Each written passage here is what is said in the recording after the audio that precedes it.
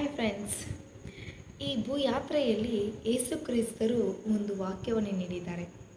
ಈ ಭೂಯಾತ್ರೆಯಲ್ಲಿ ನೀತಿವಂತರಾಗಿರುವವರಿಗೆ ಬರುವಂಥ ಕಷ್ಟಗಳು ಹೇರಾಳವಾದಂತ ಹೇಳಿ. ಹಾಗಾಗಿ ನಾವು ನೀತಿವಂತರಾಗಿರಬೇಕು, ಸತ್ಯವೇದದಲ್ಲಿ ಆತನ ಆಜ್ಞೆಗಳನ್ನು ಅನುಸರಿಸಿ ನಾವು ನಡೆಯಬೇಕು ಅಂತ ಅನ್ನಬೇಕಾದ್ರೆ ನಮಗೆ ವೇದನೆಗಳು ಹೇರಾಳವಾಗಿರುತ್ತೆ. ಆ ವೇದನೆಗಳು ನೋಡಿ ನೀವು ಮನಸೋತು ಹೋಗಬೇಡಿ. ಮನೆಯಲ್ಲಿ ವೇದನೆಗಳಿರುತ್ತೆ, ಕೆಲಸ ಮಾಡುವಂಥ ಜಾಗದಲ್ಲಿ ವೇದನೆಗಳಿರುತ್ತೆ, ನಿಂದೆಗಳಿರುತ್ತೆ, ನಮ್ಮನ್ನು ಹೀಯಾಳಿಸುವಂಥ ಅವಕಾಶಗಳು ಬರುತ್ತೆ, ನಮ್ಮ ಕಣ್ಣೀರಲ್ಲಿ ಇರುವಂಥ ಅವಕಾಶಗಳು ಬರುತ್ತೆ.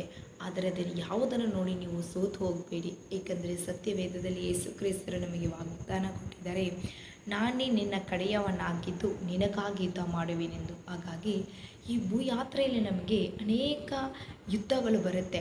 ಅದೆಲ್ಲವನ್ನು ಕೂಡ ನಾವು ಪ್ರಾರ್ಥನೆಯಲ್ಲಿ ಇದ್ದಾಗ ಮಾತ್ರ ನಮಗೆ ಜಯ ಸಿಗುತ್ತೆ. ಏಕೆಂದರೆ ಯುದ್ಧ ಮಾಡುವುದು ಸೈತಾನನೊಂದಿಗೆ ನಮಗೆ ಯಾವುದೇ ಆಯುಧಗಳನ್ನು ಇಟ್ಟುಕೊಂಡು ಯುದ್ಧ ಮಾಡೋದು ನಾವು ಜಯಿಸಲಾಗೆವು. ಹಾಗಾಗಿ ಯೇಸು ಕ್ರಿಸ್ತರ ನಾಮ ಎನ್ನುವಂಥ ಆಯುಧವನ್ನು ಇಟ್ಟು ಪ್ರಾರ್ಥಿಸುವಾಗ ಸೈತಾನಿನಿಂದ ಖಂಡಿತ ನಮಗೆ ಜಯ ಬರುತ್ತೆ. ಹಾಗಾಗಿ ಈ ಭೂಮಿ ಮೇಲೆ ಬರುವಂತಹ ಶೋಧನೆಗಳನ್ನು ನೋಡಿ ಹೆದರ್ಕೋಬೇಡಿ. ಆ ಶೋಧನೆಗಳಿಗೆ ಸೋತು ಹೋಗಬೇಡಿ. ಬೇಸರಗೊಳ್ಳದೆ ಎಡಬಿಡದೆ ಪ್ರಾರ್ಥನೆಯನ್ನು ಹೆಚ್ಚಿಸಿ.